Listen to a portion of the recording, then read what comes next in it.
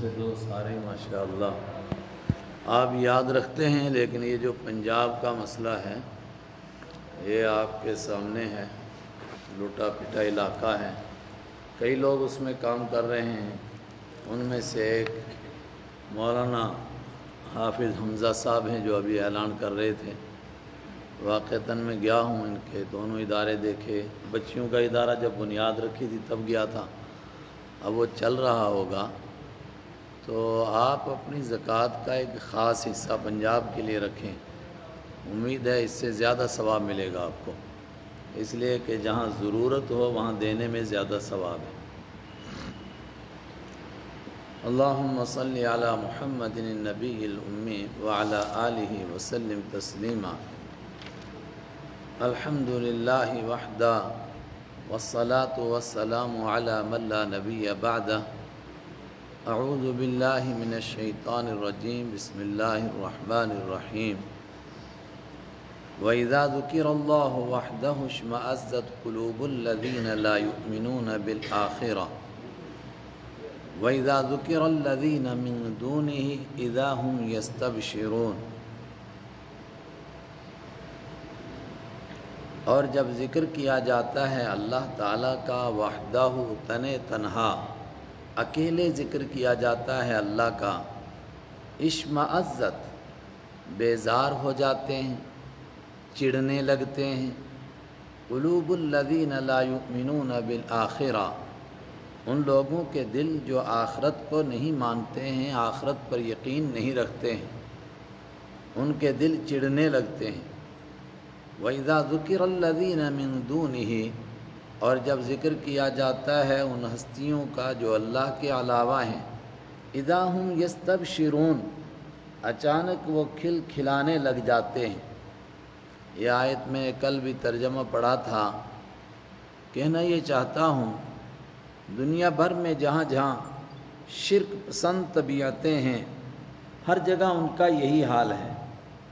وہ کہتے ہیں ہم اللہ کو بھی مانتے ہیں اور ساتھ میں غیر اللہ کو بھی مانتے ہیں، لیکن جب گہرائی میں اترتے ہیں تو غیر اللہ کا اکیلے تذکرہ ہوتا رہے، کرامتیں بیان ہوں اور ان کے چمتکار بیان ہوں، ان کی اور اس طرح کی باتیں بیان ہوں، فلاں غیر اللہ نے کوہڑی کو ٹھیک کیا، فلاں نے بے اولاد بندے کو اولاد دے دی، اور فلاں نے مردے زندہ کیے، اور فلاں نے بچڑا زندہ کیا، فلاں نے کٹڑا زندہ کیا۔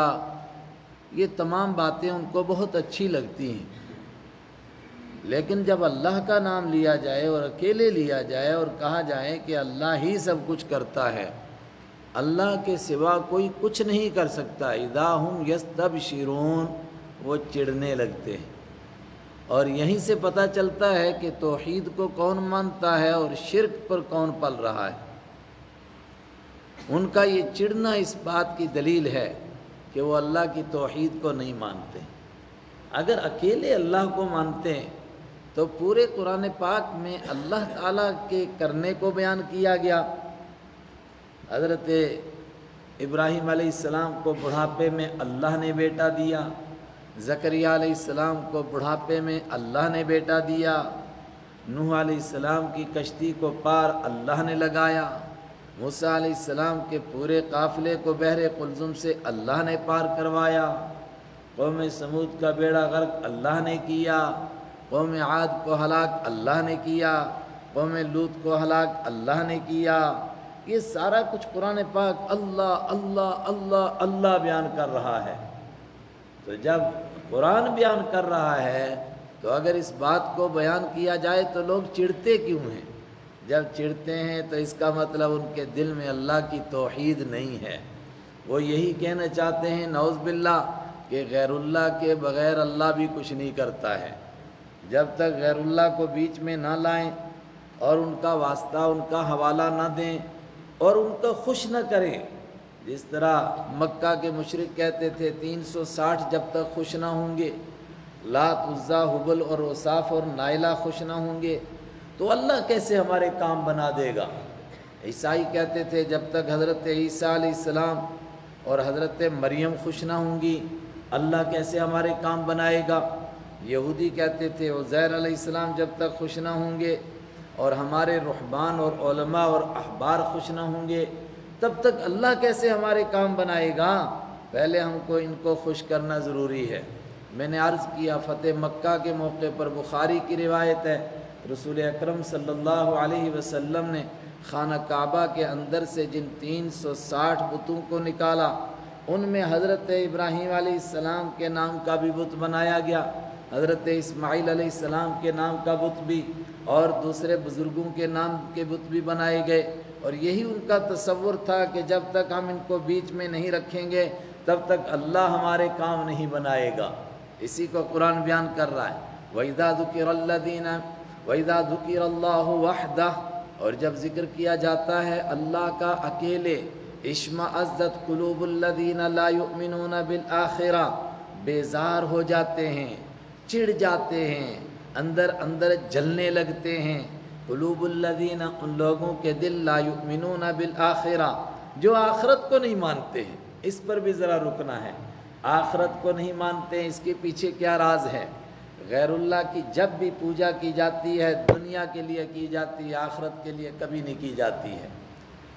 آپ جس جگہ بیٹھ جائیں جہاں جہاں غیر اللہ کو پوجا جاتا ہے، راستے میں بیٹھ جائیے گا کسی بڑے تیرتھ کے، 1,00,000 لوگوں کا آپ انٹرویو لیجئے کہ آپ یہاں کس لیے جا رہے ہیں، وہ سب کے سب یہی بتائیں گے۔ کوئی لیڈر ہوگا کہے گا میں یہ لینے جا رہا ہوں کہ ہمیشہ کے لیے لیڈر ہی رہوں اور سبتا میں رہوں اور بڑا بڑا عہدہ مجھے ملتا رہے۔ کوئی افسر ہوگا تو بڑے عہدے کے لیے یا کہیں مشکل ٹرانسفر کے لیے جا رہا ہوگا، اور بھاری تعداد ہوگی تو کس لیے؟ بچے لینے کے لیے۔ ان سے بڑی تعداد ہوگی نوجوانوں کی جو اپنے خواہش کے جوڑوں سے شادی کرنے کے لیے جا رہے ہوں گے۔ ان میں سے ایک کو بھی آپ تلاش کریں کہ کہیں آپ اس کے لیے تو نہیں آئے ہیں کہ آخرت میں آپ جہنم سے بچ جائیں اور آپ کو جنت نصیب ہو جائے، یا آپ اس لیے یہاں آئے ہیں کہ آخرت میں اللہ تعالیٰ آپ کے گناہ معاف کر دے، آپ کا چہرہ کالا ہونے سے بچ جائے، آپ جہنم میں رسوا ہونے سے، محشر کے میدان میں رسوا ہونے سے بچ جائیں۔ مجھے یہی تجربہ ہے، یقین کے ساتھ 1,00,000 میں سے 99,999 نہیں، مجھے امید ہے لاکھ کے لاکھ یہی جواب دیں گے کہ ہم صرف دنیا کے لیے آئے، آخرت سے ہمارا کوئی تعلق نہیں ہے، یہ صرف دنیا کا ڈپارٹمنٹ ہے، کہیں بھی چلے جائیے، اب اس کی تشریح کرنے کی ضرورت نہیں ہے۔ اور میں ایسے نہیں کہہ رہا ہوں، میں نے تجربے کیے دونوں جگہ بھیج کر کے، جو کلمہ پڑھنے والے جہاں جا رہے تھے ان کا بھی تجربہ کیا، اور جو بے کلمہ پڑھنے والے جا رہے تھے ان کا بھی تجربہ کیا۔ ہمیں تو 100 لوگوں میں سے ایک آدمی ایسا نہیں ملا جس نے یہ کہا ہو کہ میں گناہ معاف کروانے جا رہا ہوں، میں جہنم سے بچنے کے لیے کوئی انتظام کرنے جا رہا ہوں، میں جہنم کو پانے کے لیے جا رہا ہوں۔ جتنے ملے سب کے سب دنیا کے طلبگار تھے، اس لیے جو آخرت کو نہیں مانتے ہیں وہ تنہا اللہ کے نام لینے پر چڑھتے ہیں اور وہ غیر اللہ کے نام پر خوش ہوتے ہیں۔ وَإِذَا ذُكِرَ الَّذِينَ مِن دُونِهِ، اور جب ان کا تذکرہ کیا جاتا ہے ان ہستیوں کا جو اللہ کے سوا ہیں، اِذَا هُمْ يَسْتَبْشِرُونَ، اچانک وہ خوش ہونے لگتے ہیں کہ واہ واہ کیا بات ہوئی، آج ہوئی نا تقریر، کیسی کیسی باتیں آپ نے بیان کی۔ قُلِ اللَّهُمَّ فَاطِرَ السَّمَاوَاتِ وَالْأَرْضِ، اب اس کا جواب کیا ہونا چاہیے ان لوگوں کے ساتھ؟ ایک طبقہ جو تنہا اللہ کو مانتا ہے اور ایک بھاری طبقہ جو اکیلے اللہ کے نام سے چڑھتا ہے۔ ہاں، اللہ کا بھی نام لیا جائے اور ساتھ میں غیر اللہ کا بھی نام لیا جائے، اللہ بھی کرتا ہے غیر اللہ بھی کرتا ہے، ہر کام کے لیے کہیں کہ ہاں اللہ بھی ہے، اس میں کیا دو رہا ہے، لیکن کا مطلب یہ ہے کہ ہم ایک اللہ کو ماننے کے لیے تیار نہیں ہیں۔ اس کا فیصلہ کیسے ہوگا؟ کیا آیت کا انداز ہے اگلی کا، قل، اے میرے پیارے نبی صلی اللہ علیہ وسلم فرما دیجئے، اللہم، اے اللہ، فاطر السماوات والارض، اے آسمان اور زمین کے پیدا کرنے والے، فاطر السماوات، یہ جو را کے اوپر زبر ہے اس کی وجہ سے اس کا ترجمہ ہو رہا ہے اے آسمان اور زمین کے پیدا کرنے والے، عالم الغیب والشہادہ، اے غیب کو جاننے والے، والشہادہ، اور اے ظاہر کو جاننے والے، تو دلوں کے بھید کو جانتا ہے، کون تنہا تجھ کو یاد کرتا ہے اور کون دنیا کی چند کوڑیوں کے لیے شرک کر رہا ہے اور غیر اللہ کے سامنے جھک رہا ہے۔ تو جانتا ہے انت تحکم بین عبادک، تو ہی فیصلہ کرے گا بین عبادک، اپنے بندوں کے درمیان۔ اب تو کرے گا فیصلہ، دنیا میں تو نے ڈھیل دے رکھی ہے، اور یہ کلام اللہ کا ہے، گویا اللہ احساس کر دلا رہا ہے آسمان اور زمین کا پیدا کرنے والا میں ہوں، میں کہہ رہا ہوں، میں اکیلا ہوں، میرا کوئی شریک نہیں، اور تم نے میرے شریک مان رکھے ہیں، اور میں ظاہر اور پوشیدہ سب کو جاننے والا ہوں۔ میں اعلان کر رہا ہوں، اب میں بندوں کے درمیان فیصلہ کروں گا قیامت کے دن، فیما کانوا فیہ یختلفون، ان باتوں میں جن میں وہ اختلاف کر رہے تھے۔ کون آخرت کو مانتا تھا اور تنہا اللہ کی عبادت کرتا تھا، اور کون دنیا کے چند ٹکوں کے لیے آخرت کو بیچ کر کے شرک کر رہا تھا، میں فیصلہ کروں گا۔ انداز قرآن پاک کا بہت عجیب، کیا فیصلہ کروں گا؟ کہا سب کو معلوم ہے، جو نیک ہوں گے، جو اللہ کو ماننے والے ہیں، وہ جنت میں جائیں گے، اور جنہوں نے شرک کی اور اپنے ایمان کو شرک کے ساتھ برباد کیا، اور جو شرک کی گندگی میں لت پت ہو گئے، گندگی کہہ رہا ہوں، قرآن پاک نے کہا انما المشرکون نجس، سارے کے سارے مشرک ناپاک ہیں، 7 سمندروں سے ان کو دھو دو، جب تک خدا کی توحید کا اقرار نہیں کریں گے یہ پاک نہیں ہو سکتے۔ 7 سمندروں سے ان کو دھو دو، اس کے باوجود ان کی زبان پاک نہیں ہو سکتی، اس لیے کہ یہ لا الہ الا اللہ کا اقرار نہیں کرتے ہیں۔ تو مشرک ناپاک ہیں، کیا فیصلہ ہوگا؟ کہ ناپاک جہنم میں جائیں گے، پھر ہوگا کیا؟ وَلَوْ أَنَّ لِلَّذِينَ ظَلَمُوا مَا فِي الْأَرْضِ جَمِيعًا، وَلَوْ أَنَّ، اور اگر ہو ان لوگوں کے لیے، لِلَّذِينَ ظَلَمُوا، جنہوں نے ظلم کیا ہے، اگر ہو ان لوگوں کے لیے، اگر ہو، ہوگا نہیں لیکن مان لو اگر ہو ان کے لیے، کیا ہو؟ ما فی الارض جمیعا، جتنا کچھ دنیا میں ہے یہ سب کا سب، جس دنیا کے لیے آخرت کو برباد کیا، یہ سارا کچھ ہو، یعنی آج دنیا میں کوئی غیر اللہ کے آگے جھک رہا ہے، کیا ملے گا اس کو؟ 1 ٹن سونا مل جائے گا۔ 1 ٹن کو چھوڑو، جب سے کائنات قائم ہوئی ہے تب سے لے کر قیامت تک جو کچھ زمین میں ہے، سارا سونا بھی اکٹھا کرو، چاندی بھی اکٹھا کرو، ہیرے اور موتی اور جواہرات بھی اکٹھے کرو، کھانے پینے کی چیزیں بھی، اگر ان کے پاس یہ سارا کچھ ہو قیامت کے دن، اور اتنا ہی نہیں، وَمِثْلَهُ مَعَهُ، اور اسی کے برابر اور بھی ہو ان کے پاس، اتنا بڑا ڈھیر لگ جائے قیامت کے دن، اور مل جائے کن کو؟ الَّذِينَ ظَلَمُوا، جن لوگوں نے ظلم کیا ان کو یہ مل جائے، تو کیا کریں گے یہ؟ لَفْتَدَوْا بِهِ، وہ فوراً اس کو ضرور بالضرور فدیے میں دینے کے لیے تیار ہو جائیں گے۔ فدیے میں کا مطلب بدلے میں دینے کے لیے، کس سے بدلے میں دینے کے لیے؟ جان چھڑانے کے لیے، فدیے میں دینے کے لیے، کہ ہم یہ دے دیتے ہیں اپنی طرف سے فدیہ، جرمانہ، ہمیں بچاؤ کس سے؟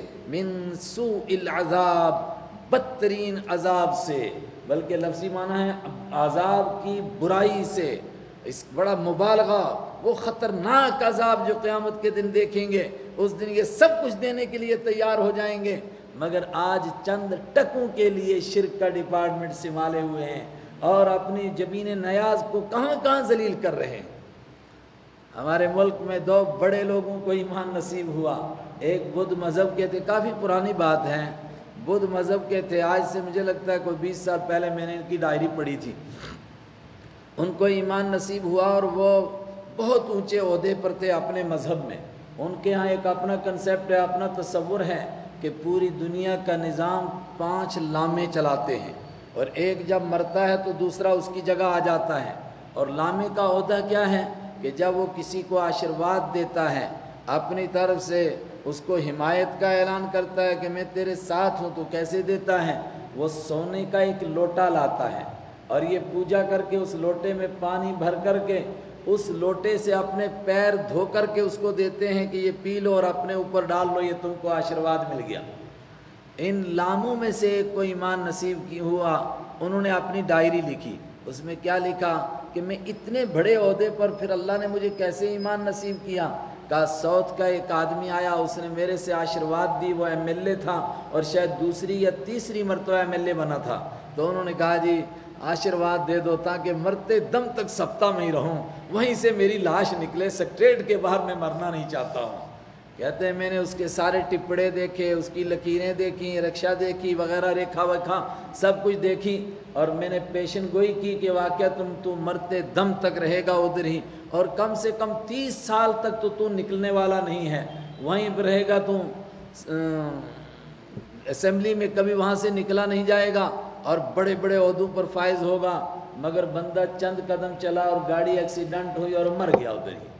جب مر گیا تو کہتے ہیں میری آتما نے مجھے جھٹکا دیا کہ کب تک لوگوں کو بیوقوف بنائے گا، تجھے تو اپنا معلوم نہیں تو کتنے دن جیے گا، اور تو دوسروں کو گارنٹی دے رہا ہے، اور خالی چند بیوقوفانہ باتیں جو رٹی ہوئی ہیں ان کو دیکھ کر کے بھئی ادھر کی لکیر ہو، یہاں ڈلٹا ہو، ایسا ہو اور ایسا ہو، اور اس کے اوپر لوگوں کو پیشن گوئیاں ٹھوک رہا ہے، کیا بیوقوف ہے تم۔ کہتا ہے میں پریشان ہو گیا اس بارے میں، لیکن میں فیصلہ نہیں کر پا رہا تھا کہ میں کروں کیا، مجھے یہ تو یقین ہو گیا کہ سب بکواس ہے، کچھ نہیں ہے اس کے پیچھے۔ تو کہتا ہے کہ پھر یہاں تک کہ مجھے ایک سفر پیش آیا امریکہ کا، تو ایک جگہ کہتا ہے بس خدا جانتا ہے وہ انسان تھا کہ فرشتہ تھا، میں سیڑھیوں سے اتر رہا تھا، وہ سیڑھیوں کی طرف چڑھ رہا تھا، اس نے چڑھتے چڑھتے مجھے قرآن پاک کا ایک نسخہ دے دیا انگلش میں نے قرآن پاک کا مطالعہ کرنا شروع کیا تو میرے دل نے ایمان قبول کر لیا، مگر 5 سال تک میں نہیں کہہ سکا کہ میں اعلان نہیں کر سکا، اعلانیہ طور پر ایمان نہیں قبول کر سکا، باقاعدہ طور پر بس پڑھا تھا، میں سمجھ گیا کہ اس کائنات کا اکیلا مالک ہے اور وہی عالم الغیب و شہادہ ہے، اور جو کچھ ہم کر رہے ہیں یہ سب کا سب لوگوں کو بیوقوف بنانے اور دنیا کمانے کا ایک دھندا ہے، لیکن میں نہیں اعلان کر سکا۔ اس کو ایک بندے نے پوچھا کیوں نہیں کیا؟ کہتا ہے یہ تو سوچ میں نائب خدا بنا ہوا تھا تو کیا اتنی بڑی کرسی سے ایک دم نیچے آ جاتا، آسان کام ہے۔ 5 سال کے بعد اس نے وہ ساری گدی چھوڑی اور اس نے اعلان کیا کہ میں زیادہ دیر تک اپنے آپ کو بیوقوف نہیں بنا سکتا ہوں، میں صاف اعلان کرتا ہوں عالم الغیب والشہادہ، تنہا اس کی ذات ہے، کوئی دوسرا کچھ نہیں۔ اب یہ سب کچھ کس لیے سنبھالا ہوا؟ دنیا کے چند ٹکوں کے لیے۔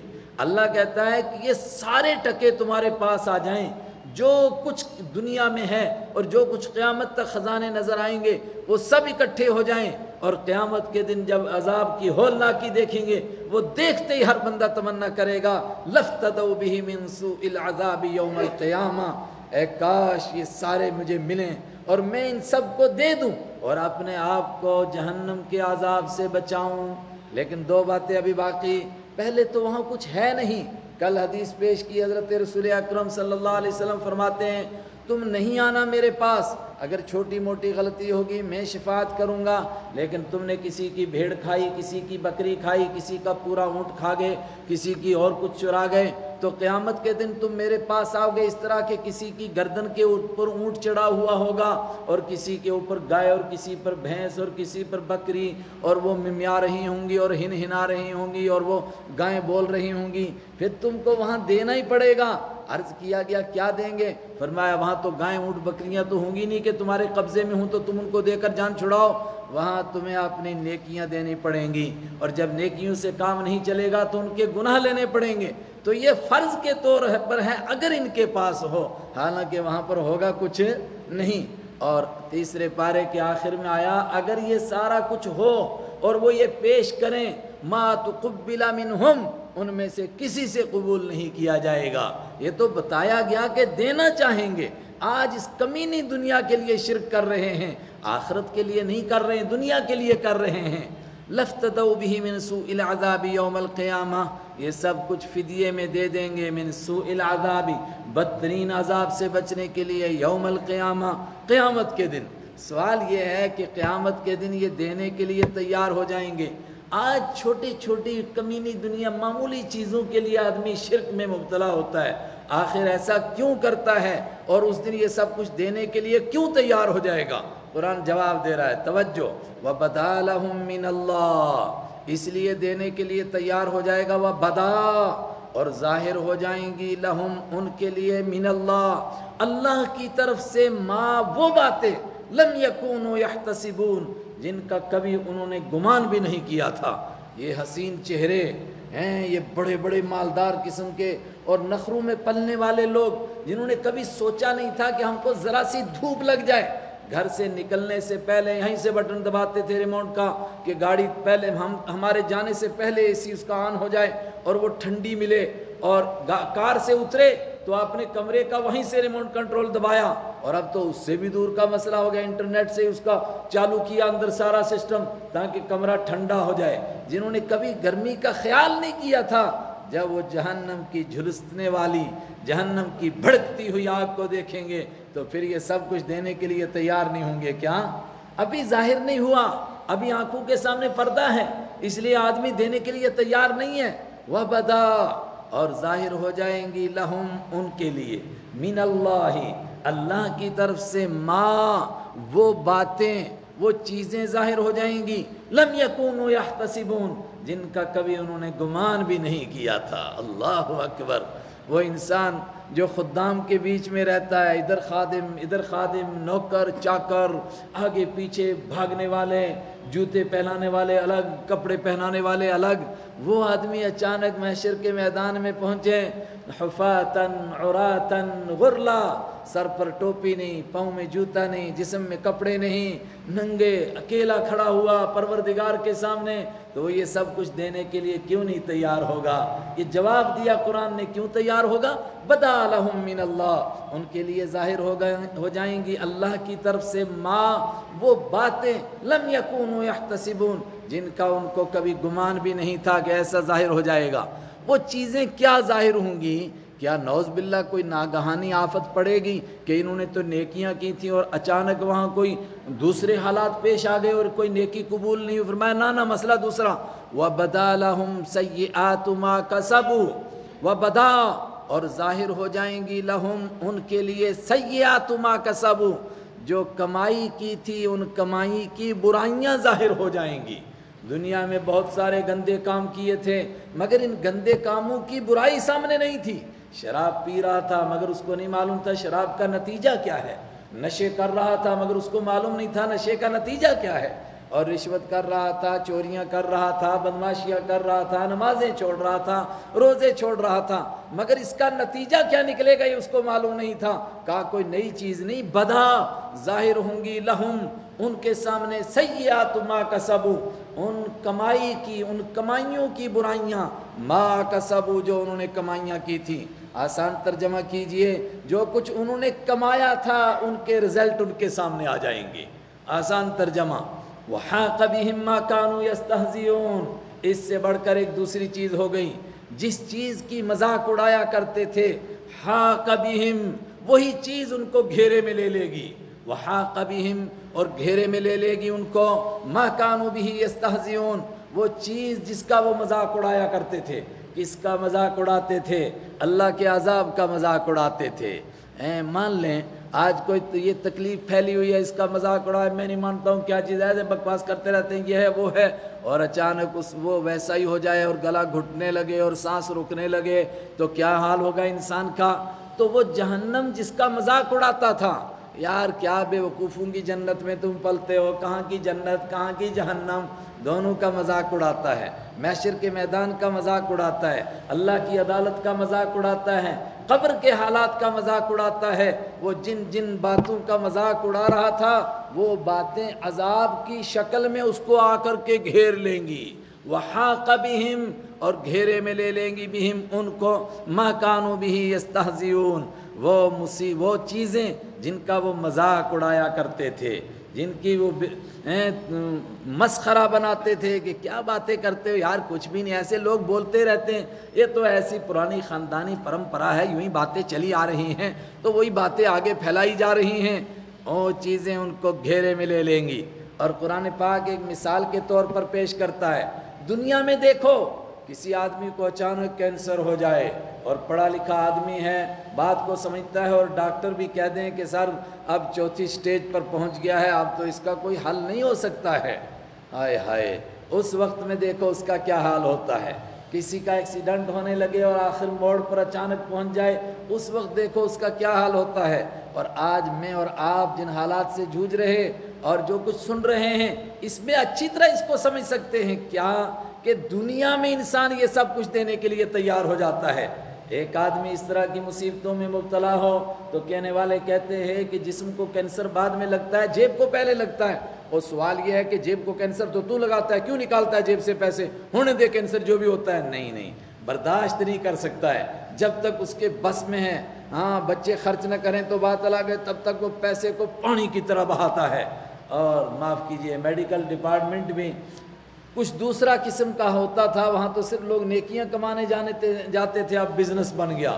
اور حالانکہ بیمار کا علاج تمام دنیا کے ڈاکٹروں سے پوچھو کیسے کیا جاتا ہے، وہ کہتے 80% علاج ہوتا ہے صرف ان کو ہوشیار کرنے سے، ان کو حوصلہ دینے سے۔ اور کوئی بیماری نہیں یار، ایسی بیماری میں سب ٹھیک ہو جاتے ہیں، 80% آدمی ٹھیک ہو جاتا ہے۔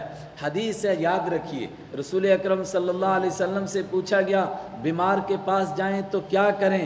فما کرب لہ نفسہ، تم کیا کرو اس کو حوصلہ دو۔ جناب آپ کی صحت یہ چمکتا ہوا چہرہ، آپ تو ایسا لگ رہے ہیں کہ آج ہے ہی ٹھیک، بالکل کبھی بیماری نہیں ہوئے تھے۔ بقول غالب کے ان کے دیکھے سے جو آ جاتی ہے چہرے پہ رونق، وہ سمجھتے ہیں بیمار کا حال اچھا ہے۔ چلو یہ تھوڑی دیر کہے گا جناب یہ آپ کے دیکھنے کی وجہ سے، آپ کے آنے کی وجہ سے چہرے میں رونق آئی، لیکن جب بار بار بندہ اس کو کہے گا 80% آدمی ٹھیک ہو جائے گا، 20% کے لیے اب دوا کی ضرورت ہے، چونکہ اصل میں تو بیماری کو اندر سے دھکا دیتی ہے آدمی کی قدرتی طاقت جو اللہ نے دی ہوئی ہے۔ لیکن جب اس کو پہلے ہی کہا جائے یہ 4تھی نہیں سر 5ویں سٹیج کا کینسر ہے، بہت مشکل ہے، اس میں تو 60-70 لاکھ روپے اگر آپ لگا سکیں، اتنی ہمت ہے اگر آپ کے اندر تو کچھ ہو سکتا ہے۔ اور اکثر بیڈ کے اوپر ہی مر جاتے ہیں، ٹیبل کے اوپر ہی مر جاتے ہیں، لیکن پیسے کو کس طرح پانی کی طرح بہاتے ہیں۔ جب دنیا میں دینے کے لیے تیار ہو جاتے ہیں، اس دنیا کو جس کے لیے شرک کیا تھا، آخرت میں دینے کے لیے کیوں نہیں تیار ہوں گے؟ فَإِذَا مَسَّ الْإِنسَانَ، غور کرو، فَإِذَا تو جب مَسَّ الْإِنسَانَ چھوتی ہے انسان کو، ضرن کوئی تکلیف، دعانا وہ ہم کو پکارتا ہے، ہائے ہائے، پھر سب کو بھول جاتا ہے، ادھر ادھر سب کو بھول گیا، کیوں؟ بڑی مصیبت آ گئی نا۔ اور بدبختی ہے کہ اگر آج کوئی نہ پکارے اللہ کو، اس مصیبت میں بھی پھر غیر اللہ کے در پر جا کر کے جھکے، ورنہ اس دور کا ابو جہل، عتبہ، شیبہ، ولید، قرآن ان سب کے لیے کہتا ہے جب بڑی مصیبت میں پھنستے ہیں تو کیا کرتے ہیں؟ دعانا، ہم کو پکارتے ہیں، کسی اور کو نہیں پکارتے، سب چھوٹ جاتے ہیں۔ پھر کیا ہوتا ہے؟ پھر بسا اوقات پروردگار صحت عطا فرماتا ہے، بسا اوقات پروردگار بیٹا عطا فرما دیتا ہے، اور اس سے بڑھ کر کوئی بیچارہ بے روزگار ہے، ادھر ٹکر مارتا ہے ادھر ٹکر مارتا ہے، کتنا پریشان ہے، اچانک اللہ کے کرم سے کوئی نوکری لگ جاتی ہے، کوئی جج لگ گیا، کوئی اور بڑے عہدے پر لگا، کوئی ادھر کوئی ادھر، کہیں نہ کہیں کوئی اس کے لیے روزی کا انتظام ہو گیا، یا یہ کہیے اس کی دکان چل پڑی۔ تو جب اس کی دکان چل جائے، جب اس کی نوکری چل جائے، تو پھر وہ کیا کہتا ہے؟ اب اس کو کہو اللہ نے کیا کرم کیا، آپ سے ڈبل ڈگری تھی فلاں کے پاس، آپ سے بڑے ڈگری ہولڈر تھے، آپ سے زیادہ لائق تھے، لیکن اس کے باوجود بیچاروں کو کوئی نہیں روزگار مل سکا۔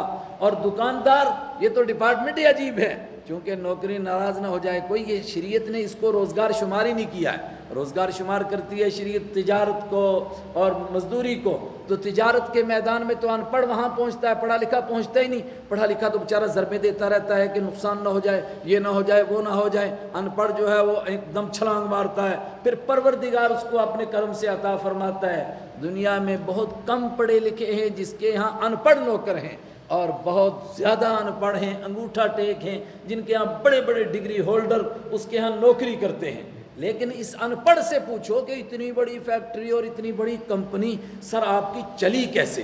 آپ تو بالکل ان پڑھ ہیں، کہتا ہے یہ میرے پاس ہنر ہے، میرے پاس علم ہے، اور کوئی نہیں کیوں نہیں بن سکا یہ فلانا اور فلانا، میں کیوں بنا؟ یہ میرے پاس ہنر ہے۔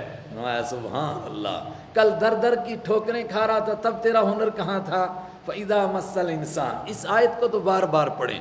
تو جب چھوتی ہے انسان کو، لگتی ہے انسان کو، پڑتی ہے انسان پر ضرن کوئی تکلیف، دعانا پکارتا ہے ہم کو، ثم اذا خولناہ پھر جب ہم عطا کرتے ہیں اس کو نعمتن کوئی نعمت منا اپنی طرف سے، اب کوئی بھی نعمت ہو سکتی ہے، میں نے اس کی کئی مثالیں دے دی۔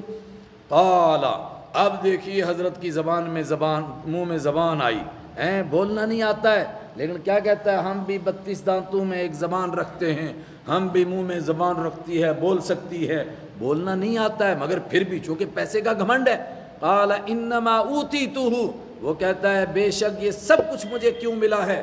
علی علم، اس علم کی وجہ سے جو میرے پاس ہے، یہ کوئی خدا نے مجھے دیا ہے؟ اگر خدا نے دینا ہوتا ہے ان بھکاریوں کو کیوں نہیں ملا؟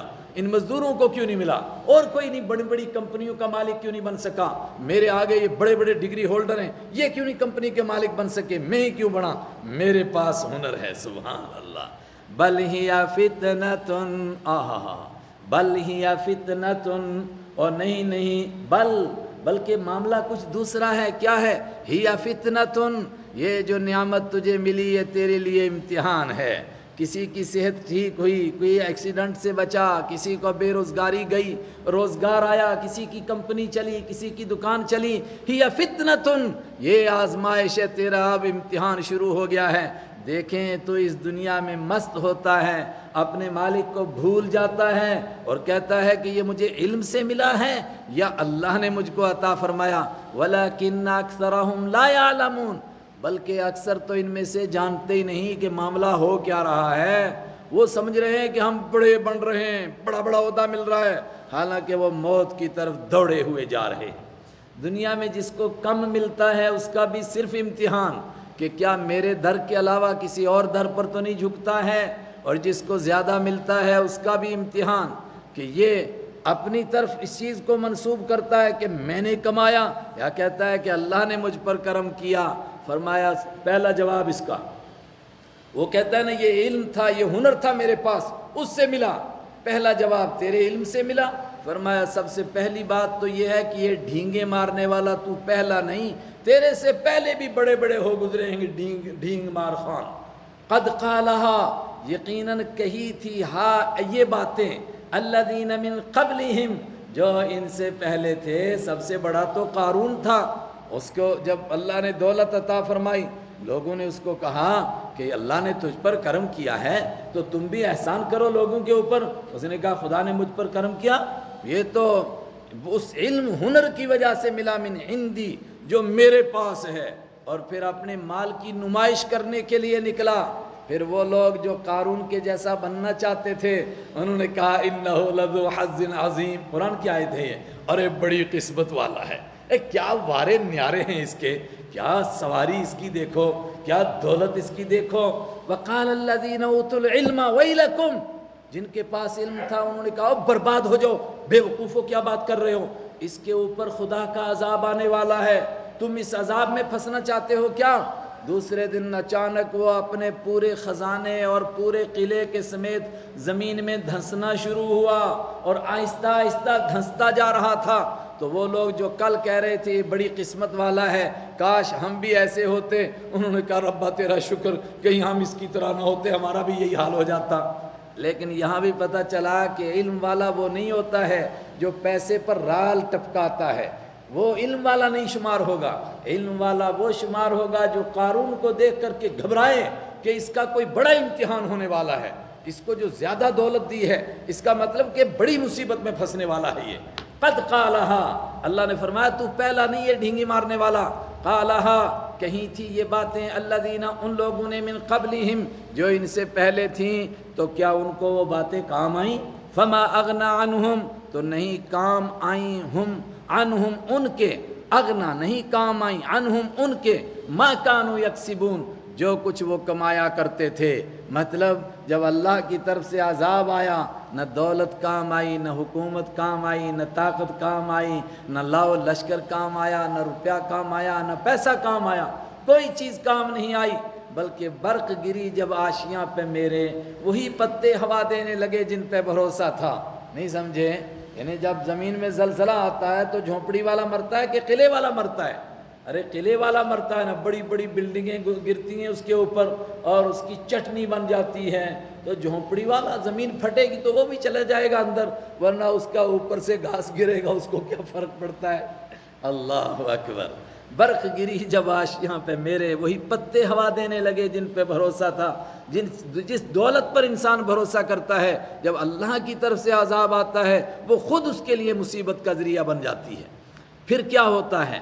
فَأَصَابَهُمْ سَيِّئَاتُ مَا كَسَبُوا، تو جو تم سے پہلے لوگ تھے اور جنہوں نے اس دولت کی وجہ سے کہا تھا یہ ہم نے علم سے کمائی ہے، ہنر سے، آج تو یہ بات ہر بندہ کہہ رہا ہے، یار آپ کافی بڑے عہدے پر پہنچے، کہتا ہے ڈگری ہے میرے پاس ایسے پہنچا ہوں، بڑے بڑے اگزام کوالیفائی کیے ہیں ایسے پہنچا ہوں، ارے یار یہ تو سوچ، تیرے سے بڑے ذہین لڑکے تھے تیری کلاس میں، وہ کیوں نہیں یہ ایگزام کوالیفائی کر سکے؟ تو کس بے وقوفی میں مبتلا ہے؟ تیرے گاؤں کے اندر تیرے سے زیادہ لائق موجود ہیں، وہ شکر کر وہ کہیں پڑھنے کے لیے نہیں آئے، اگر پڑھنے آئے ہوتے تو تیرے جیسے تو کسی کھاتے میں نہ ہوتے، اور پڑھنے والے کتنے تیرے سے آگے تھے، لیکن نہیں سمجھتا ہے۔ فَأَصَابَهُمْ، تو ایسے لوگوں پر ٹوٹی، ایسے لوگوں پر پڑی، ایسے لوگوں کو پہنچی سیئات ما کسبوا، ان چیزوں کی برائیاں جو انہوں نے کمائی کی تھی، آخر پھنسے۔ والذین ظلموا من هؤلاء، اور وہ لوگ جنہوں نے ظلم کیا ہے ان لوگوں میں سے، اور یہ ظلم کا لفظ میں یہاں تک لا رہا تھا، آپ کو پیچھے بھی گزرا تھا کہ ظالم قیامت کے دن کہیں گے کہ سب کچھ لے لو مگر ہماری جان چھوڑو۔ یہ ظالم کون ہیں؟ کل بتا چکا، سورہ لقمان میں ہے۔ سب سے بڑا ظلم کیا ہے؟ ان الشرک لظلم عظیم، بے شک شرک سب سے بڑا ظلم ہے، شرک سے بڑا کوئی ظلم نہیں ہے۔ بھئی ظلم کیا ہوتا ہے؟ کسی کے حق کو کھانا، تو عبادت اللہ کا حق ہے، یہ اللہ کا حق اٹھا کر پتھروں کو دے رہا ہے، تو اس سے بڑا کوئی ظالم نہیں ہو سکتا ہے کیا؟ کوئی آدمی یتیم کا مال چھینتا ہے، کوئی مسکین کا مال چھینتا ہے، کوئی غریب کا چھینتا ہے، اور کوئی کسی نیک آدمی کا، اور کوئی کسی اس سے بھی بڑے کا، اور جو پروردگار کا حق چھین کر کے پتھروں کو دے، اس سے بڑا ظالم کون ہے؟ سب سے بڑا ظلم شرک۔ والذین ظلموا، اور وہ لوگ جنہوں نے ظلم کیے ہیں اور جو کر رہے ہیں، من ہؤلاء، ان لوگوں میں سے، سیصیبہم سیئات ما کسبوا، ضرور پہنچیں گی ان کو بھی، ضرور ٹوٹیں گی ان پر بھی، سیئات ما کسبوا، ان کاموں کی برائیاں، ان کاموں کے برے نتیجے، ما کسبوا، جو انہوں نے کمائے تھے، جو انہوں نے کام کیے تھے، جو کمائیاں انہوں نے کی تھی۔ اور جب اللہ ان پر مصیبت لانا چاہے گا، وما ہم بمعجزین، یہ نہیں ہیں عاجز کرنے والے۔ کس کو؟ اللہ کو۔ عاجز کرنے کا مطلب کہ بھاگ جائیں، چھپ جائیں۔ وہ یاد ہوگا 2012 میں کچھ بدماشوں نے مل کر ایک ڈرامہ بنایا تھا کہ 2012 کو قیامت آئے گی۔ میں نے الحمدللہ تب بھی کہا تھا، وہ کس لیے ڈرامہ بناتے ہیں؟ تاکہ لوگوں کی توجہ لگ جائے کہ بھئی اتنے بڑے بڑے لوگوں نے کہا تھا قیامت آنے والی ہے، تو سب کہیں 2012 کو قیامت قیامت قیامت، اور قیامت آئی نہیں، تو لوگ کیا کہیں گے؟ یہ ایسے یار یوں ہی لوگ بیوقوف بناتے رہتے ہیں، قیامت شیامت کچھ نہیں ہے۔ پھر ایک دوسرا اٹھے گا، وہ کہے گا کل قیامت آئے گی۔ اب کل تو آئے گی نہیں قیامت، کہتا ہے اصل میں قیامت شیامت ہے ہی کچھ نہیں ہے۔ یہاں تک کہ وہ جو لڑکا کہہ رہا تھا نا روزانہ شیر آیا شیر آیا شیر آیا، تو لوگ سمجھ گئے کہ یہ یوں ہی بیوقوف بناتا ہے۔ آخر کے دن جب شیر آیا تو کوئی اس کی مدد کے لیے گیا نہیں۔ یہ لوگوں کے دل سے قیامت کا ایمان نکالنے کا ایک طریقہ ہے، تاکہ ان کو قیامت پر یقین نہ رہے کہ دیکھو یار ہم نے کہا تھا نا 12 کو آئے گی، آئی تو ہے نہیں۔ بھائی تم نے کہا تھا، تم کیا لگتے ہو؟ تم کس بنیاد پر پیشن گوئی کر رہے ہو الو کے پٹھے؟ تم کو تو یہ نہیں معلوم کہ ابھی کیا ہونے والا ہے۔ ایک بزرگ کے دور میں تھانوی کی بات ہے، ان کے ہاں ایک آدمی مدعی بن گیا کہ کون کہتا ہے جی کل کی بات معلوم نہیں، مجھ سے جو چاہے وہ کل کی بات پوچھ لو، میں بتاؤں گا۔ جو بندہ آؤ میرے پاس، اتنی فیس میری دے دو، میں بتاؤں گا کل یہ کیا کرے گا۔ جس بندے کو اگر میں نہ بتا سکوں وہ میرے سے جرمانہ لے لے، پہلے ہی لکھوا کر کے لے لے۔ تو اس کو ان بزرگوں کے پاس لائے، جی یہ کل کی کہتا ہے میں بات بتاؤں گا۔ انہوں نے کہا کل کی تو بتا دیتا ہے۔ کہاں؟ کہا آج کی۔ کہا آج کی تو سب بتاتے۔ تو حضرت نے ڈنڈا اٹھایا، کہا یہ بتا کہ تیرے سر میں ماروں گا کہ نہیں؟ اب اگر وہ کہے کہ نہیں ماروں گا تو اس کے سر کے اوپر ڈنڈا وہ لگے اس کے سر پہ، اگر کہے کہ ماریں گے تو ڈنڈا تو ان کے ہاتھ میں، وہ پیچھے کر لیں۔ وہ چپ۔ کہا بول بھائی۔ کہتا ہے جی یہ تو نہیں بتا سکتا۔ کہا الو کے پٹھے تجھے تو ابھی کی معلوم نہیں، تو کہتا ہے میں کل کی بتاؤں گا۔ خاک بتائیں گے وہ، لیکن وہ اس میں کیا بتایا تھا؟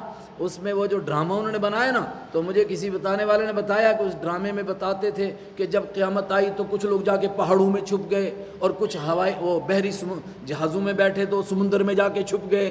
ارے اس کو قیامت کہتے ہیں، جس میں جا کے غار میں آدمی چھپ جائے تو قیامت ہی نہ آئے۔ قیامت عذاب اس کو کہتے ہیں، قیامت کا نہیں۔ یہ تو اللہ کے عذاب کا ذکر چل رہا ہے۔ اللہ کہتا ہے جب عذاب آئے گا وما ہم بمعجزین، ان میں سے کوئی اللہ کو عاجز نہیں کر سکے گا۔ اللہ کی پکڑ سے بھاگ جائے، اللہ کی پکڑ سے باہر نکل جائیں، ہے کسی میں ہمت کوئی اپنی طاقت سے اللہ کی پکڑ کا مقابلہ کر سکے؟ ابھی تو بھاری تعداد کہتی ہے بیماری نہیں، چلو مان لیں بیماری، تو بڑے بڑے سورما تو میدان میں ہیں، کتنی بڑی بلا ہے، کہتے ہیں جی اتنی بڑی بلا ہے کہ 10,000 کو اکٹھا کرو تو ایک پیپر کی موٹائی کے برابر بنتی ہے، تو بڑے بڑے ایٹم بم رکھنے والے میدان میں تھے، یار مارو ایک ایٹم بم اس کے اوپر بھی مر جائے، ارے اللہ کو کوئی عاجز کر سکتا ہے؟ وما هم بمعجزین، اور وہ نہیں ہے اللہ کو عاجز کرنے والے۔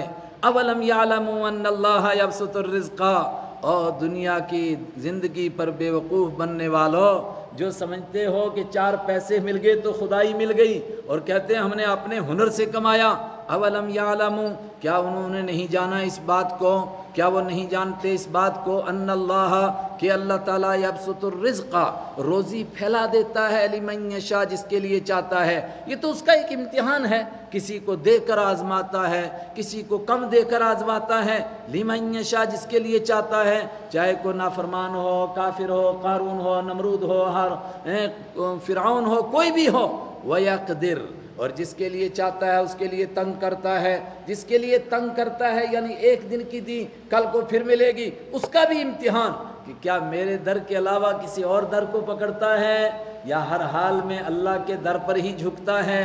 ان اللہ یغفر ان فی ذلک لآیات لقوم یؤمنون، یہ روزی کم دینے اور روزی زیادہ دینے اور یہ بیماریاں اور یہ پریشانیاں آنے اور ان کو ہٹانے میں، اس سارے نظام کے اندر، ان فی ذالک، بے شک ان تمام باتوں میں، لآیات، زبردست نشانیاں ہیں۔ نشانیاں ہیں مطلب ایسی باتیں ہیں جن سے بات سمجھ میں آئے، کس کی بات کہ اللہ ہے، کس کی بات کہ اللہ اکیلا ہے، کون سی بات کہ اللہ قادر مطلق ہے، جو کرنا چاہتا ہے وہ کر سکتا ہے، کون سی بات کہ ساری کائنات کا نظام اللہ کے ہاتھ میں ہے، آیات، اس کی نشانیاں ہیں، مگر کس کے لیے، لقوم یعقلون، ان لوگ، لقوم یؤمنون، ان لوگوں کے لیے جو ایمان لانا چاہتے ہیں، جو ایمان لاتے ہیں، اور جو ایمان لانا ہی نہیں چاہتے اور جو ماننا ہی نہیں چاہتے اور جو قسم کھا کر کے بیٹھے ہیں کہ ہم نے ماننا ہی نہیں ہے، ان کے لیے کوئی نشانی نہیں ہے۔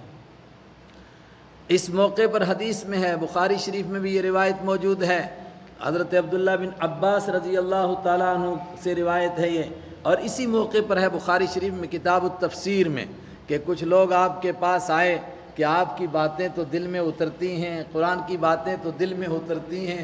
ہمارے ایک بزرگ نے قرآن کا نقشہ کھینچا، ان کی کتاب ہے جمیل یوسف، اس میں نقشہ کھینچتے ہیں کہ اچانک مجھے قرآن پاک ملا اور میں نے پڑھنا شروع کیا اور اس کی باتیں میرے دل میں اترتی چلی گئیں، تو وہ اس پر کہتے ہیں کہ میں جہاں گلاں میٹھیاں سنیاں ہوئی دور خرابی، سب خرابی میری دور ہو گئی، اے پر ظالم دنیا داراں رکھیا نہ وہابی۔ کیوں؟ کہتا ہے جے کوئی پڑھے قرآن مترجم او نہیں رہندا سننی، اگر ترجمے کے ساتھ پڑھے گا وہ کہاں رہے گا پھر باقی، وہ تو پھر بگڑ گیا۔ تو جب یہاں پہنچے، آپ یہ صورت، یہ آیات سنائی گئی تو مکہ کے کچھ لوگ آپ کے پاس آئے کہ آپ کی بھی اور قرآن کی بھی باتیں ہمارے دل میں اترتی ہیں، مگر ایک پریشانی ہے۔ کہا کیا پریشانی ہے؟ ہم وہ لوگ ہیں جنہوں نے بڑے بڑے گناہ کیے ہیں۔ کہا چلو شرک تو ایک گناہ ہے، کفر ایک گناہ ہے، ہم نے ڈکیتیاں بھی ڈالی ہیں، ہم نے پتہ نہیں کیا کیا کام کیے ہیں، کیسے کیسے ظلم ڈھائے ہیں ہم نے، اس کا کیا بنے گا؟ اگر ہم ایمان قبول کریں گے کیا وہ گناہ بھی معاف ہو سکتے ہیں ہمارے؟ ہم ایمان لانا چاہتے ہیں مگر شرمندہ ہیں، کیسے لائیں؟ اور یہ بات شیطان بھی ڈالتا ہے۔ میں نے پچھلی صورت کے آخر میں کہا تھا، شیطان اللہ سے اس وقت میں دعا کر رہا تھا جب اللہ غضبناک ہے اور شیطان نے بدترین جرم کیا ہے، مگر بندوں کے ذہن میں کیا ڈالتا ہے؟ ہر آدمی کو کہتا ہے تو گناہگار ہے، اور بے شرم، تو خدا سے کیسے دعا مانگے گا؟ کسی نیکوکار کے پاس جا دعا مانگنے کے لیے، ارے گناہگار ہی کی تو دعا قبول کرتا ہے اللہ تعالیٰ، اور کس کی قبول کرے گا؟ اس کے بعد یہ آیت نازل ہوئی جو ہم پڑھنے جا رہے ہیں۔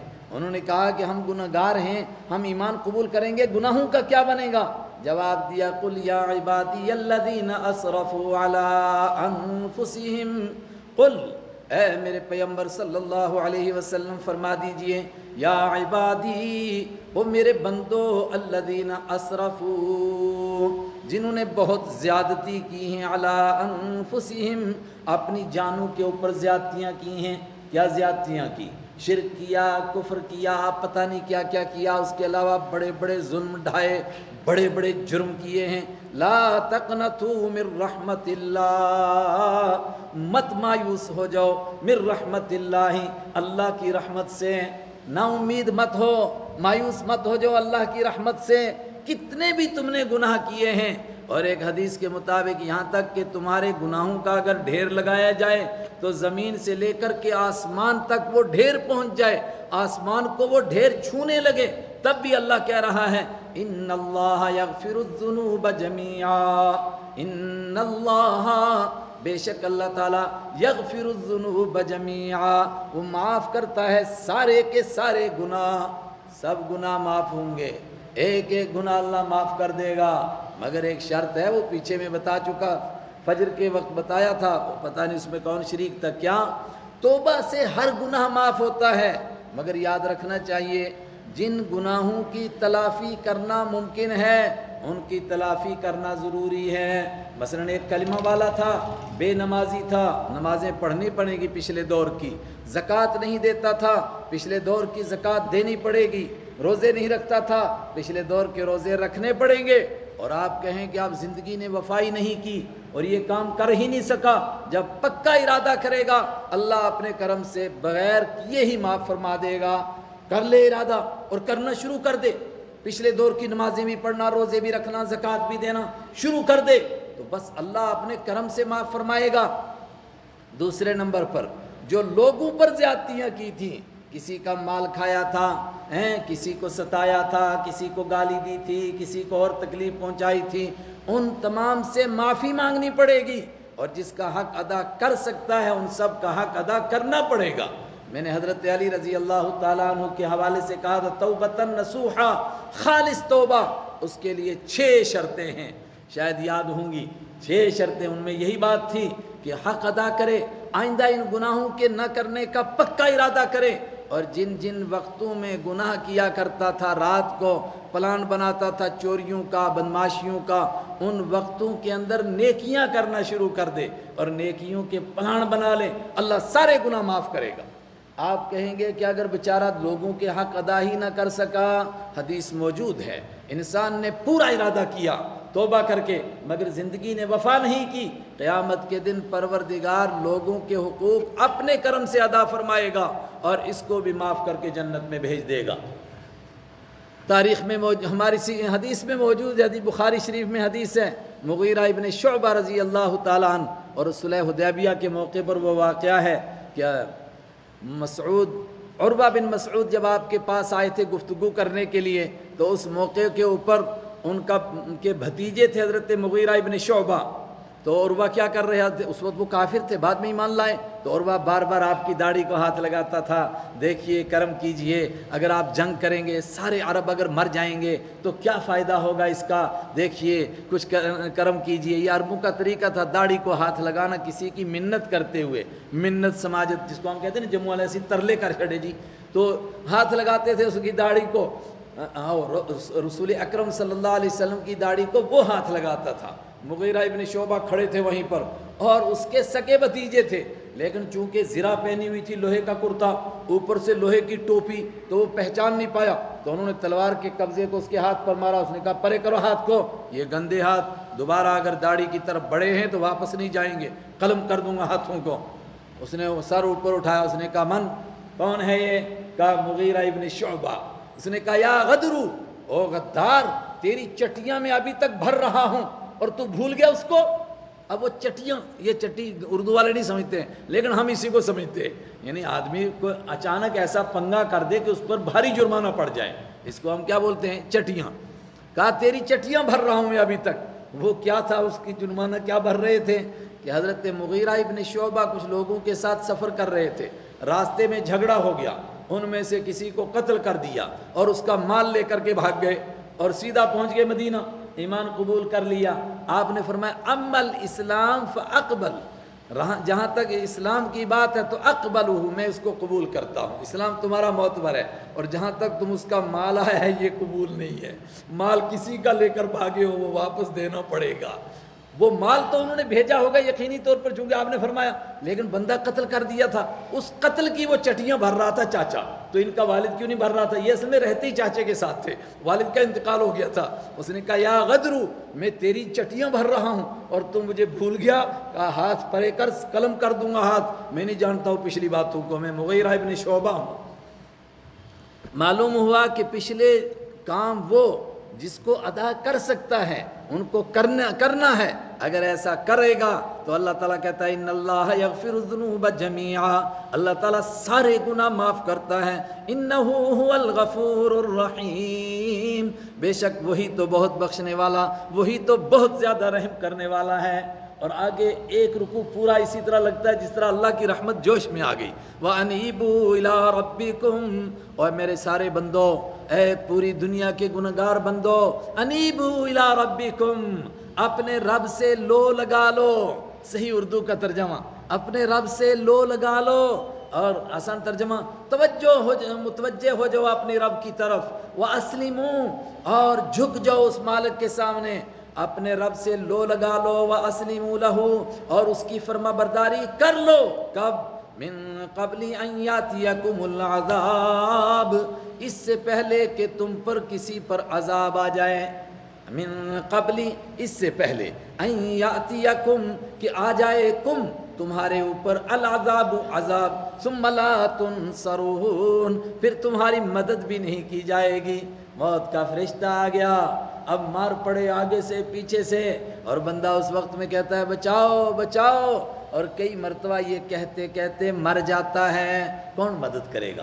اللہ پہلے ہی کہہ چکا ہے اس وقت میں تیری مدد نہیں کی جائے گی، انیبوا الی ربکم، اس سے پہلے اپنے رب سے لو لگا لو، واسلموا لہ، اس سے پہلے اس کے فرما بردار بن جاؤ کہ اللہ کی طرف سے عذاب آ جائے، جب عذاب آ جائے گا پھر تمہاری مدد نہیں کی جائے گی۔ اور حضرت رسول اکرم صلی اللہ علیہ وسلم نے اس کی تفسیر یوں بھی فرمائی، فرمایا گناہوں سے بچو اور اپنے بھائیوں کو گناہوں سے بچاؤ، اگر تم نے ایسا نہیں کیا اور لوگ گناہ کرتے رہے تو پھر ایسا وقت بھی آ سکتا ہے کہ اللہ کا عذاب آئے گا، پھر تمہارے نیک لوگ بھی دعائیں کریں گے تب بھی قبول نہیں ہوگی، اللہ اکبر، ثم لا تنصرون، پھر تمہاری مدد نہیں کی جائے گی، واتبعوا احسن ما انزل الیکم من ربکم من قبل، واتبعوا، اوپر آیا تھا نا، اپنے رب سے لو لگاؤ، اسلموا لہ، اس کے لیے فرما بردار بن جاؤ، یہ مطلق لفظ تھا، اور رب سے لو لگانے کے لیے بڑے لوگ جنگلوں میں چلے گئے، بڑے لوگ غاروں میں بیٹھ گئے، بڑے لوگ ننگے پیر ہو کر کے گھومتے ہیں، بڑے لوگ بیچارے مست بن گئے، تارک دنیا راہب بن گئے، اور اس میں عیسائی بہت آگے، یہودی ان سے آگے، اور ہمارے برادران وطن تو بہت ہی آگے، لیکن دنیا بھر میں کہا جاتا ہے کہ بدھوں کے آگے کوئی نہیں نکلا، کہ رب سے لو لگانی ہے، چھوڑ دی دنیا، پھر رہے ہیں جنگلوں میں، پاؤں پھٹ گئے، برف میں بیٹھے ہوئے ہیں، برف کی غار بنا کر اس میں بیٹھتے ہیں، تو کیا کرنا ہے؟ رب سے لو لگانے کا طریقہ کیا ہے؟ کیا سب کو گھر بار چھوڑ کر کے بھاگ پڑنا ہے جنگلوں کی طرف؟ فرمایا نہیں نہیں، مجھ سے سنو کیا کرنا ہے، واتبعوا، اور پیچھے چلو، احسن ما انزل الیکم، اس بہترین کتاب کے پیچھے چلو، ما انزل الیکم، جو تمہاری طرف اتاری گئی ہے۔ اب کتاب پڑھی نہیں بندے نے، بند کر کے رکھی ہوئی ہے قسم کرنے کے لیے، بند کرو تے پچھو آ کی کہن قرآن شتابی، او مانا پڑھ کے دسو تاں پھر راکھن لوگ وہابی، مانا پڑھتا ہی نہیں، کبھی سوچتا ہی نہیں، تو قرآن کے پیچھے کیسے چلے گا؟ پیچھے چلے گا، اس کو معلوم ہی نہیں قرآن نے حکم کیا دیا ہے، کیسے پیچھے چلے گا؟ رب سے لو لگاؤ، اس کے فرما بردار بنو، کہا کیسے بنے؟ جنگلوں میں پھریں، دریاؤں میں رہیں، ایک ٹانگ پر کھڑے رہیں، چلے کرتے لوگ ایک ٹانگ پر کھڑے رہتے ہیں، ایسے ہو جائیں؟ نہیں نہیں، واتبعوا، پیچھے چلو، احسن، اس بہترین کتاب کے، احسن، اس بہترین بات کے، اس بہترین کلام کے، ما انزل الیکم، جو تمہاری طرف اتارا گیا، من ربکم، تمہارے رب کی طرف سے، من قبل، اس سے پہلے، ان یاتیکم العذاب، کہ آ جائے تمہارے اوپر عذاب، بغتتن، اچانک ہی، آئے ہائے، چلتے چلتے، کچھ لوگ گا رہے ہیں، کچھ ناچ رہے ہیں، کچھ شراب پی رہے ہیں، ایک دم سٹیئرنگ چھوٹا ہاتھ سے، او گیا کھڈ میں، اب کیا کرے گا؟ یہ تو اچانک عذاب آ گیا، زلزلے آ جائیں، آندھیاں آ جائیں، طوفان آ جائیں، بیماریاں آ جائیں، چلتے چلتے اچانک عذاب آ جائے۔ رات جو تلاوت ہو رہی تھی پرسوں سورہ یونس کی، او یاخذہم فی تقلبہم، تمہیں چلتے چلتے اللہ مار دے، اس کے لیے طاقت ہے. او یاخذہم علی تخوف، ڈرا ڈرا کر کے تم کو مار دے، گھٹا گھٹا کر کے مار دے، ایک دم لوگ مرنے لگ جائیں، ایک جنازہ چھوڑ کر نہیں، دوسرا تیار، دوسرا چھوڑ کر تیسرا تیار، تیسرا چھوڑ کر چوتھا تیار، اور یوں پورے کا پورا گاؤں ختم، پورے کا پورا خاندان ختم ہو جائے. اللہ کسی طرح بھی کر سکتا ہے. واتبعوا، پیچھے چلو اس قرآن کے، ما احسن، اس بہترین قرآن کے، ما انزل الیکم، جو تمہاری طرف اتارا گیا، من ربکم، تمہارے رب کی طرف سے، من قبل، اس سے پہلے، ان یاتیکم العذاب، کہ آ جائے تمہارے اوپر عذاب، بغتتن، اچانک ہی، وانتم لا تشعرون، اور تم کو پتہ بھی نہ چلے کہاں سے آیا ہے. اللہ، کیسا عذاب آ جائے کہ کون سوچ سکتا ہے کہاں سے عذاب آئے. اللہ کے عذاب کے کیا کیا طریقے ہیں. کوئی سوچ سکتا ہے کشتی میری ڈوبی وہاں جہاں پانی نہ تھا، وہ بے پانی کے کشتیوں کو ڈبو دیتا ہے، اس کے لیے کوئی مشکل نہیں. ان تقول نفس یا حسرتا، ابھی پیچھے گزرا نا، من قبلی، اس سے پہلے کہ عذاب آ جائے. اب اس لفظ کو آگے کئی بہت دور تک چلائیں گے. من قبلی، اس سے پہلے، ان تقولا، کہ کہنے لگے، نفس، کوئی جان، یا حسرتا، ہائے افسوس، ہائے بدقسمتی، علی ما فرطت فی جنب اللہ، ان کوتاہیوں پر، ان کمزوریوں پر ہائے افسوس جو میں نے کی اللہ تعالیٰ کے بارے میں. اور کہا فی جنب اللہ، اللہ کے پہلو میں. ایک طرف میں اللہ کو مانتا بھی رہا اور کیسے گندے گندے کام کرتا رہا. میرا ایمان تو یہ تھا کہ اللہ مجھے دیکھ رہا ہے، مگر اس کو دکھاتے دکھاتے میں نمازیں بھی چھوڑتا رہا، روزے بھی چھوڑتا رہا. اللہ مجھے دیکھ رہا تھا تو میں سنتوں کو بھی ذبح کرتا رہا، فرضوں کو بھی ہلاک کرتا رہا، کبھی خیال ہی نہیں کیا. پھر دوبارہ دیکھو، من قبل، اوپر جوڑیں گے، اس سے پہلے، ان، کہ، تقولا، کہے، نفس، کوئی جان، یا حسرتا، ہائے افسوس، ہائے بدقسمتی، ہائے مصیبت. یہ ہائے کس کا ترجمہ کیا؟ یہ جو آگے الف ہوتا ہے نا کھینچنے کے لیے، یہ وہی ہے بالکل جس کو ہم کہتے ہیں ہائے، وہ آگے الف لگاتے ہیں. کوئی مر جاتا ہے اس کو کہتے ہیں وا زیدہ، وا بن ابنا، ہائے بیٹے. یا حسرتا، ہائے افسوس، علی ما فرطت، اس بات پر، ما فرطت، جو میں نے زیادتی کی، جو میں نے کوتاہی کی، جو میں نے غلطیاں کی، فی جنب اللہ، اللہ کے پہلو میں. ہے تو اللہ کی شان میں، اللہ کے بارے میں، لیکن میں نے کہا لفظ ہے پہلو میں. پہلو کا مطلب کیا؟ کہ مانتا بھی تھا اللہ کو کہ اللہ ہے، مگر پھر بھی گناہ کرتے جا رہا تھا. وَإِن كُنتُ لَمِنَ السَّاخِرِينَ، وَإِن كُنتُ، اور ضرور بضرور، بے شک، کن، ان کے معنی بے شک، جب اس کے بعد لام زبر لا ہو، پیچھے بھی بتایا. وَإِن، اور بے شک، کنت، میں تھا، لا، ضرور بضرور، قسم بخدا، من الساخرین، مذاق اڑانے والوں میں. مجھے کہتے تھے کہ موت کے جھٹکے لگے، ایسے کرے گا. میں کہتا اچھا اچھا ایسا بھی ہوتا ہے. مجھے کہتے تھے تجھے قبر میں ڈالیں گے. میں کہتا اچھا قبر میں ڈالیں گے پھر کیا ہوگا. مجھے کہتے تھے 2 فرشتے آئیں گے منکر، وہ سوال کریں گے تیرے سے، کون ہے تیرا رب، کیا ہے تیرا دین، کیا کہتا ہے تو حضرت رسول اکرم صلی اللہ علیہ وسلم کے بارے میں. تو میں مذاق اڑاتا تھا، میں کہتا اٹھ کے بھاگ جاؤں گا. لوگ مذاق نہیں اڑاتے کہ وہ امام صاحب بیان کر رہے تھے، ایک بندے نے کہا جی وہاں کچھ بھی نہیں ہوتا. یہ بھی مذاق اڑانے کا ایک طریقہ ہے. ابو جہل کہتا تھا قیامت کے دن، ارے فرشتے ہیں کتنے؟ کہا 19 سے تو بڑے فرشتے ہیں، تو 17 کو تو میں پکڑ لیتا ہوں. میرے جیسا پہلوان ہے کوئی؟ 17 کو میں مار لوں گا، 2 کو تم مارنا، بھاگ جائیں گے. وَإِن كُنتُ لَمِنَ السَّاخِرِينَ، اور کہے گا انسان ہائے بدبختی، میں تو مذاق اڑاتا تھا. او تقولا، پھر پیچھے جوڑو، یا اس سے پہلے تقولا، کہ کہے گا کوئی آدمی، لو ان اللہ ہدانی، لو، کاش، ان اللہ، کاش ہوتی یہ بات کہ اللہ تعالیٰ نے، ہدانی، مجھے ہدایت دی ہوتی، لکنت من المتقین، میں ہو جاتا ضرور بضرور پرہیزگار. اور یہ بات تو ہر بندہ کہہ رہا ہے آج.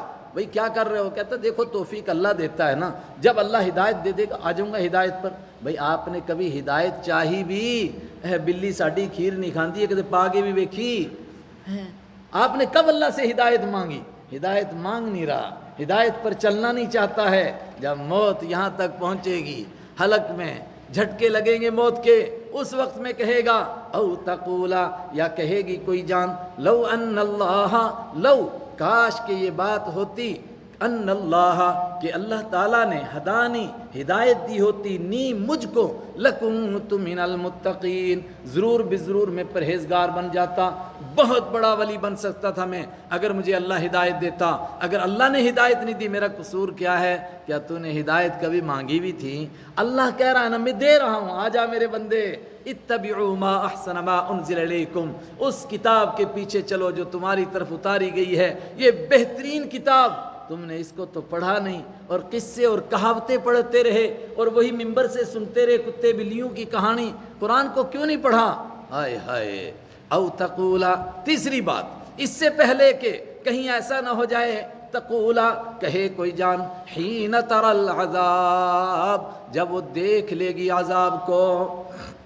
ہر جان کا حال یہ ہے، اور سب سے پہلے کب عذاب کو انسان دیکھتا ہے؟ موت کے وقت میں، اور موت سے پہلے بیماریوں کی شکل میں، موت سے پہلے مصیبتوں کی شکل میں وہ عذاب ہی کو تو دیکھتا ہے، اور اس کے بعد کب دیکھے گا؟ قبر میں، اس کے بعد کب دیکھے گا؟ محشر میں، اس کے بعد کب دیکھے گا؟ جہنم میں۔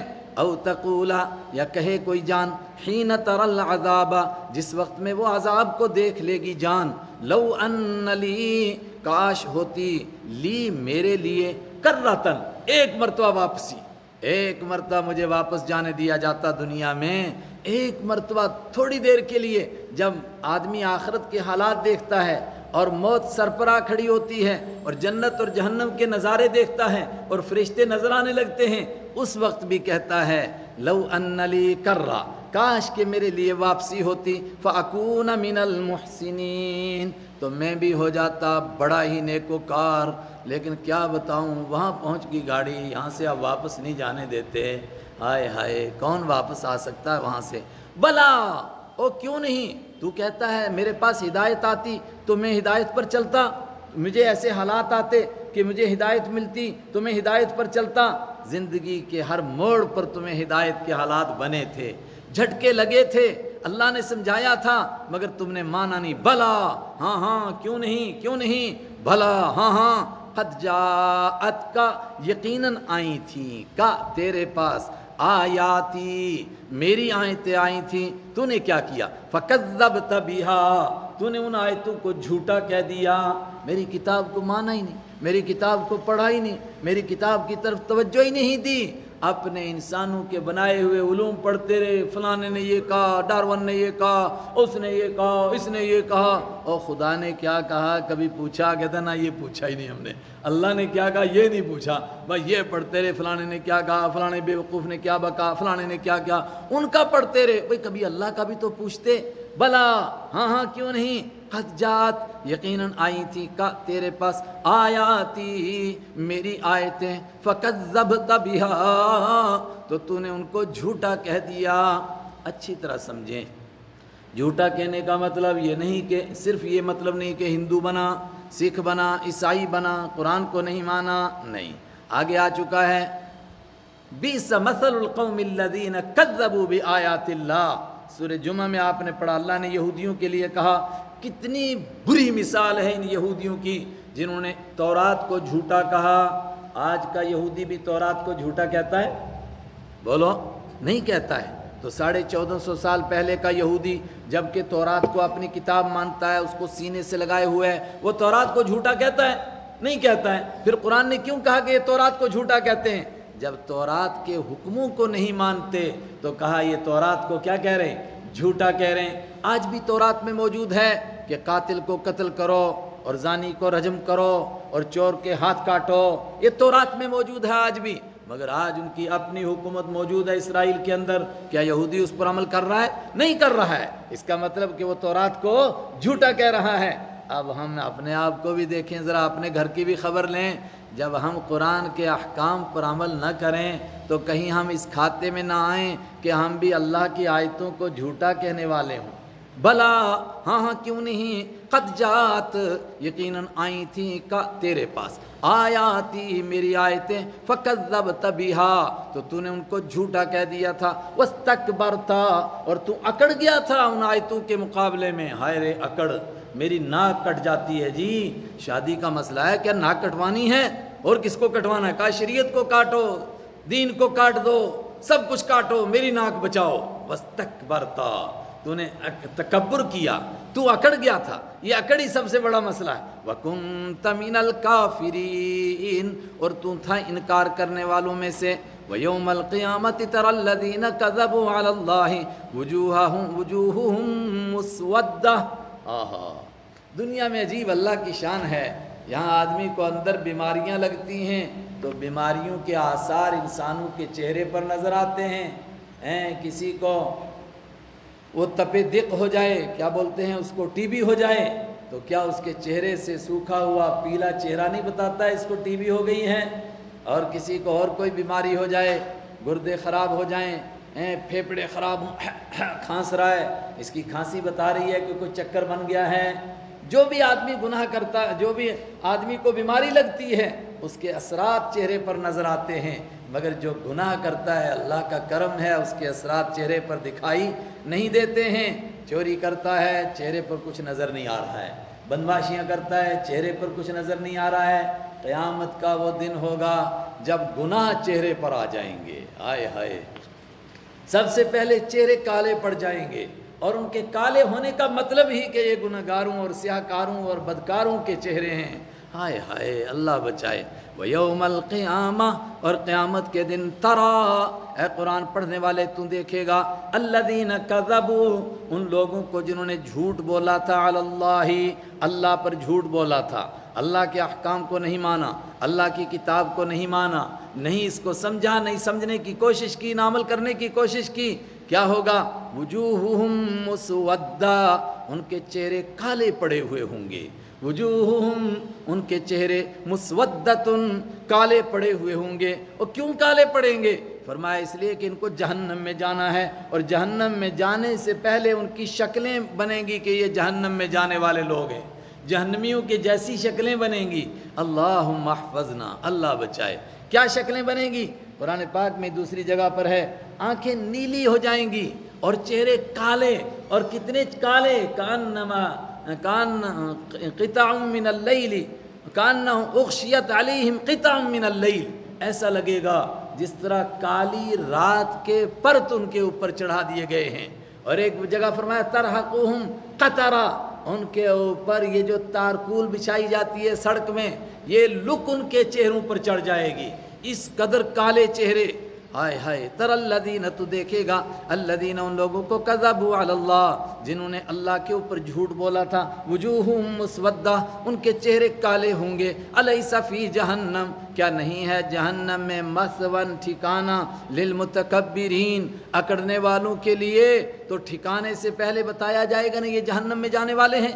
وَيُنَجِّ اللَّهُ الَّذِينَ اتَّقَوْا وَيُنَجِّ اللَّهُ، اللہم ارزقنا، وَيُنَجِّ، اور اللہ نجات دے گا اور اللہ بچائے گا، وَيُنَجِّ اللَّهُ، وَيُنَجِّ، اور نجات دے گا، وہی اردو کا لفظ نجات، بس عربی میں ينجی آ گیا، اللہ نجات دے گا، اللہ، اللہ تعالیٰ، الذین، ان لوگوں کو، اتقوا، جنہوں نے تقوی اختیار کیا تھا۔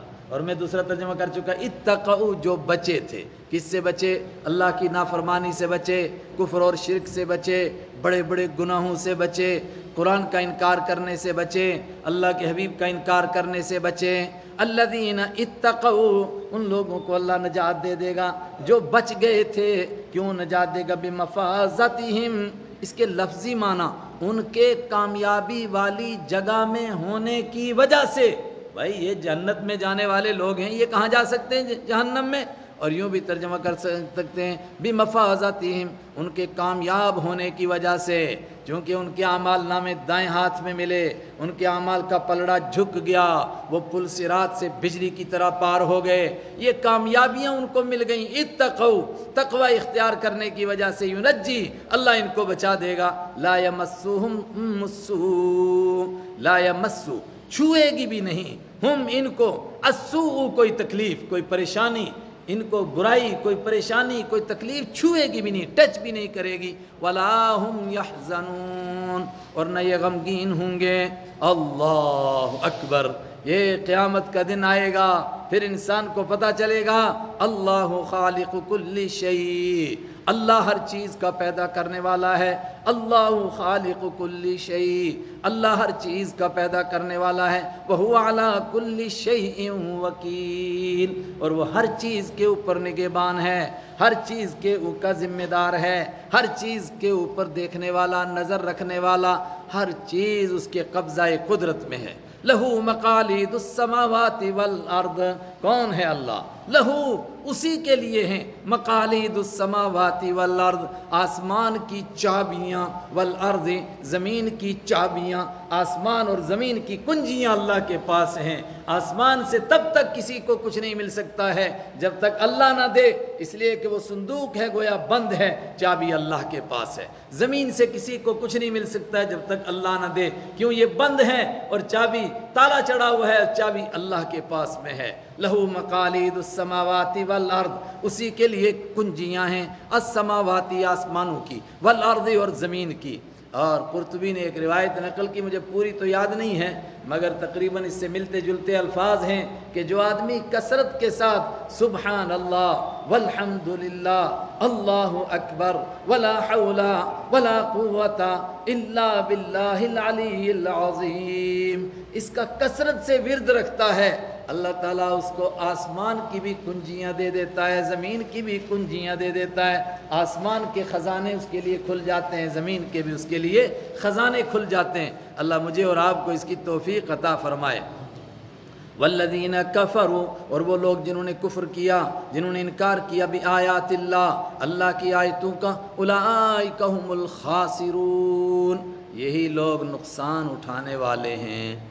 میں نے ایسے ارادہ کیا تھا کہ آج میں پوری کرا دوں سورت کو، لیکن بیچ میں ایسے مضمون آئے، میں نے سوچا ہم ٹھہر ٹھہر کر سمجھتے چلیں، ایسا نہ ہو کہ پورا ہی ہو سمجھ میں کچھ نہ آئے۔ اللہ مجھے بھی نصیب کرے، آپ کو بھی نصیب کرے۔ اور میں نے نماز درس سے پہلے بھی بتایا تھا، یہ مہینہ ہے جس میں آپ زکوٰۃ ادا کرتے ہیں، اور اللہ کے حبیب صلی اللہ علیہ وسلم نے فرمایا انسان کے، ایمان والے کے مال میں زکوٰۃ کے علاوہ بھی حق ہے، یعنی وہ خیرات بھی دے، اور جتنا دے سکے اتنا اللہ کے راستے میں خیرات کرتا رہے۔ میں نے کہا آپ خوب خیرات کریں، اپنے رشتہ داروں پر کریں، پڑوس میں کریں، اور اپنے ارد و گرد میں جو دین کے کام ہو رہے ہیں، جو دینی ادارے ہیں، ان کے ساتھ جڑ جائیں، چونکہ یہاں دو فائدے ہیں، ایک تو آپ دین کو زندہ رکھنے میں مددگار اور معاون ہو گئے، اور دوسرا غریب پروری کا بھی آپ کو ثواب ملے گا۔ البتہ میں نے کہا تھا ہمارے پڑوس میں پنجاب ہے، وہاں جو ادارے ہیں ان کو خاص طور سے امید ہے انشاءاللہ وہاں کا دیا ہوا، چونکہ لٹا پٹا علاقہ ہے، وہاں اگر کوئی کام کرتا ہے تو اس کی حوصلہ افزائی سے اس کا دل بڑھ جاتا ہے، وہ انشاءاللہ زیادہ ثواب کا باعث بنے گا۔ وہاں جو ادارے کام کر رہے ہیں، حضرت مولانا ارشد مدنی صاحب کے ادارے ہیں، حضرت مولانا کلیم صدیقی صاحب کے ادارے ہیں، اکا دکا آپ کے ادارے کی نگرانی میں وہاں چل رہے ہیں، اور یہ جو حافظ مولانا حمزہ صاحب تشریف لائے تھے، ان کو اصل میں لوگ جانتے ہیں عمرہ کے تعلق سے، کیونکہ لوگوں کو یہ عمرے پر بھی لے جاتے ہیں، تو ان سے بھی اللہ اچھا کام لے رہا ہے۔ میں ان کے ادارے میں گیا ہوں، تو آپ اس ادارے کو خصوصیت سے یاد رکھیں۔